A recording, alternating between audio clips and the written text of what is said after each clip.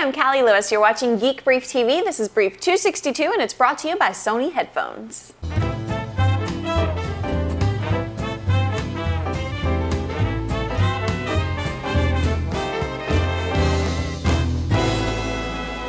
Kindle is in the house. We're forgoing the usual unboxing so I can get straight to the review, which I'm breaking down into three parts: the function, the feel, and the look, also known as the good, the bad, and the ugly. Let's start with the look. This isn't exactly high praise, but it doesn't look as bad in person as it does in pictures. It has the aesthetics of a scientific calculator and a screen that looks like an Etch-a-Sketch. Kindle is thin, white, and clean, but otherwise it doesn't look like a new device. It looks like something pre-iPod. The keyboard seems like a necessary evil until there's a way to inexpensively combine touch and e-ink technology. It's a bit of a distraction at first blush, but I've only had it in my hands a few hours. That's the toughest part of doing an early review. First impressions give way to a better understanding of why designers and engineers made some of their choices. For now though, I wish the keyboard would slide behind the screen. The screen itself looks great. The e-ink is easy to read, and although it isn't black on white contrast like ink on paper, I like it. If you've played with an Etch-a-Sketch, that's exactly what the contrast ratio is like. To the right of the screen is a scroll bar navigation thingy that lines up with the text on the page. For some reason, it's reflective like the shiny side of aluminum foil. It's neat, I guess. It strikes me as something they did just because they could. It looks like magic. In my hands, the Kindle weighs just about the right amount. I like how it tapers up to the right to mimic fanned out pages of a book.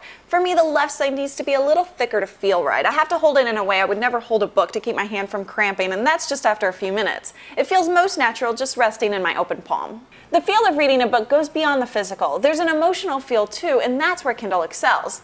I'm not going as far as saying it's as good as a book printed on paper, but it's certainly a nice way to read. If you know how to speed read, you'll find yourself flying through the pages because you can digest a page in a single glance. For me, they got the emotional feel part of the book about as right as possible. In terms of functionality, I love the e-ink, I love the wireless connectivity, I like the tapered navigation buttons on the right, and I mostly like the Kindle Store. I hate the previous and next page buttons on the left. They're much too easy to accidentally press. I've successfully picked up the Kindle exactly twice without accidentally turning a page. The thumb keyboard reminds me of the keyboard on a Sidekick. That's most likely the reason I feel like it should slide behind the screen. It works fine, I just would rather not have to look at it. The scroll bar navigation thingy, I'm sure it has a proper name, is awkward at first. After the iPhone, I want to navigate everything by flicking my fingers, but again, I'm sure it's a trade-off they made in order to gain something else. My guess is battery life. If that's the reason navigation works the way it does, I'll get used to it. The choice they made that I won't get used to is the lack of a light for reading in bed. I would give up some battery life for a little LED illumination love. Amazon knows how to build a store, but the Kindle Store only half works for me. For one thing, they should lose the horrible graphic depictions of the book jackets or create special versions for the Kindle Store. They mostly look like monochromatic smudges that are impossible to read. They're serving up full color graphics in black, white, and 2 shades of gray. The biggest complaint I have about the store is that there isn't a physical button on the device that gets me there in one quick click. Purchasing books in the store, though, is a breeze. We purchased one from the website before the Kindle arrived, and it was there waiting for me when I powered it up. I purchased one on the device and had access to it in 30 seconds. The Amazon Kindle connection is every bit as good as the iTunes iPod connection. It's better, actually, because it's wireless. There are a few little surprises. It plays MP3s. I guess my favorite surprise is a selection on the menu called Experimental. In the Experimental section, Amazon is asking for user feedback on a basic web browser, the MP3 player, and a possibly amazing feature called Ask Kindle Now, which totally makes me giggle. You submit a real question and real people research your question online. They quickly send up to 3 answers back to your Kindle for free. As Leah would say, now how much would you pay?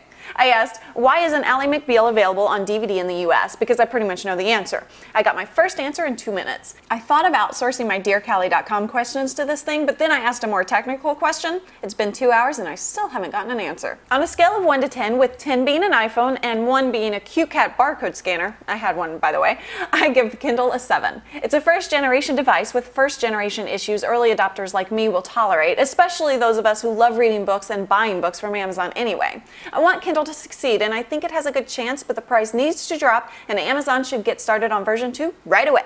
Sony is producing a new line of high-quality headphones, and they've enlisted GBTV to help spread the word on 9 episodes. The MDR EX90 LPs are earbuds housed in metal. They use neodymium magnets to deliver excellent sound. They're also stunningly beautiful. You can find out everything you need to know about the MDR EX90s at sony.com/headphones. Like they say in radio, let's pay some bills.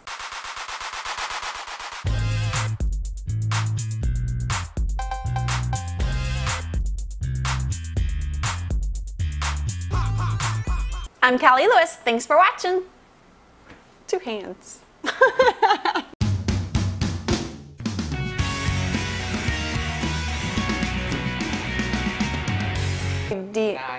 Neodymium.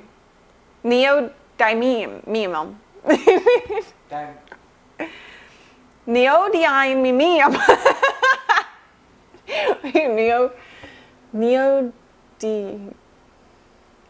You had it pronounced right. Yeah, I need to look at Neodymium. Neodymium. Neodymium.